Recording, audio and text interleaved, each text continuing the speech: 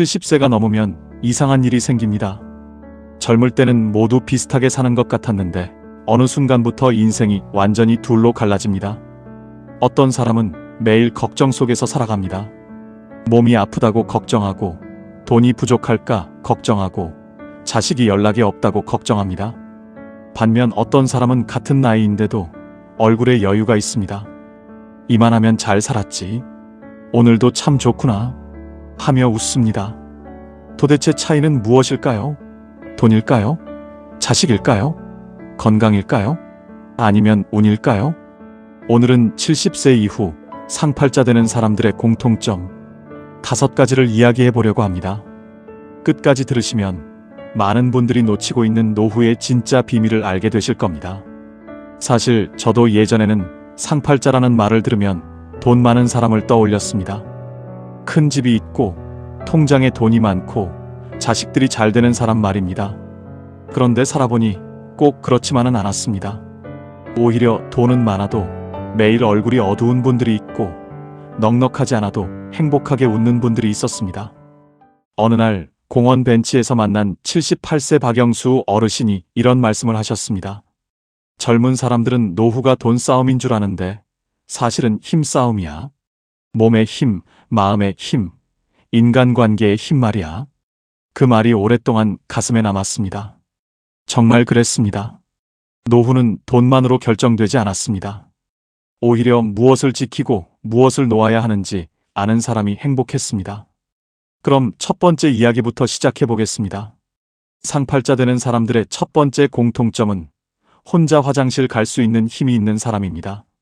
조금 이상하게 들리실 수도 있습니다. 하지만 노후를 가장 현실적으로 표현하는 말이기도 합니다. 여러분은 마지막으로 계단을 올라가며 숨이 찼던 적이 언제였습니까? 무릎이 시큰거려서 잠시 쉬어간 적은 없으신가요? 사실 많은 사람들이 건강을 이야기할 때 혈압, 혈당, 콜레스테롤을 떠올립니다. 물론 중요합니다. 하지만 70세 이후에는 그것보다 더 중요한 것이 있습니다. 바로 걷는 힘입니다. 걷는 힘이 있어야 장도 가고 병원도 가고 친구도 만나고 여행도 갑니다. 그런데 다리가 약해지는 순간 삶의 반경이 줄어듭니다. 집안에 머무는 시간이 늘어나고 의존하는 일이 많아집니다. 82세 김정순 어르신은 늘 이런 말씀을 하셨습니다. 내가 돈은 없어도 괜찮아. 그런데 다리만은 끝까지 버텨줬으면 좋겠어. 실제로 그분은 매일 새벽 공원을 걷습니다. 비가 와도 걷고 눈이 와도 걷습니다. 누가 물었습니다. 왜 그렇게 열심히 걸으세요? 그러자 어르신은 웃으며 말했습니다. 내 다리가 나를 자유롭게 해주니까. 참 맞는 말입니다. 노후 최고의 재산은 통장이 아니라 두 다리입니다. 병원에 누워있는 100만 원보다 공원을 걸을 수 있는 두 다리가 더 값집니다. 그래서 상팔자 되는 사람들은 운동을 거창하게 생각하지 않습니다. 하루 30분 걷기, 계단 오르기, 가벼운 스트레칭 같은 작은 습관을 놓치지 않습니다. 몸이 보내는 신호를 무시하지 않고 꾸준히 관리합니다. 결국 건강은 한 번에 잃는 것이 아니라 조금씩 방심하다가 잃게 되는 것이기 때문입니다. 두 번째 공통점은 혼자 밥 먹지 않는 사람입니다. 여러분은 오늘 누구와 식사하셨습니까? 혹시 TV를 켜놓고 말없이 혼자 밥을 드시진 않았나요? 나이가 들수록 음식보다 사람이 중요해집니다. 젊을 때는 무엇을 먹느냐가 중요했지만 노후에는 누구와 먹느냐가 더 중요해집니다. 76세 이영자 어르신은 남편을 먼저 보내고 한동안 식사를 제대로 하지 못했습니다. 밥상은 차렸지만 입맛이 없었습니다. 김치 하나 넣고 대충 먹고 치우는 날이 많았습니다. 그런데 동네 노인복지관에 나가면서 삶이 달라졌습니다. 점심시간에 친구들과 함께 밥을 먹기 시작한 것입니다. 음식은 예전과 비슷했지만 마음은 완전히 달랐습니다. 누군가는 손주 이야기를 하고 누군가는 텃밭 이야기를 합니다. 그러다 함께 웃고 함께 걱정합니다. 그 어르신은 말씀하셨습니다. 밥이 맛있는 게 아니라 사람이랑 있다는 게 맛있더라. 참 가슴에 남는 말입니다. 실제로 연구 결과를 봐도 사회적 관계가 좋은 노인이 더 오래 건강하게 산다고 합니다. 외로움은 생각보다 무서운 병입니다. 혈압보다 무섭고 콜레스테롤보다 무섭습니다. 그래서 상팔자 되는 사람들은 일부러 사람을 만납니다. 작은 모임에 나가고 동네 친구에게 전화하고 함께 식사할 기회를 만듭니다. 사람은 결국 사람 때문에 웃고 사람 때문에 살아가기 때문입니다. 세 번째 공통점은 통장을 끝까지 직접 관리하는 사람입니다. 여기서 여러분께 질문 하나 드리겠습니다. 만약 오늘 갑자기 모든 재산을 자식에게 넘긴다면 정말 마음이 편하실까요? 많은 부모님들이 자식이 잘 되길 바라는 마음에 너무 일찍 재산을 넘겨줍니다.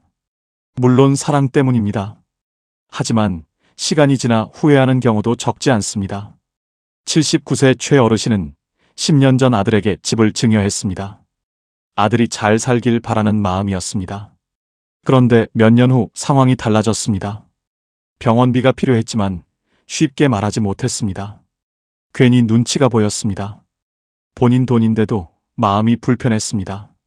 그때 어르신이 하신 말씀이 있습니다. 노후의 돈은 욕심이 아니라 자존심이더라. 이 말은 정말 많은 것을 생각하게 합니다. 70세 이후의 돈은 부자가 되기 위한 돈이 아닙니다.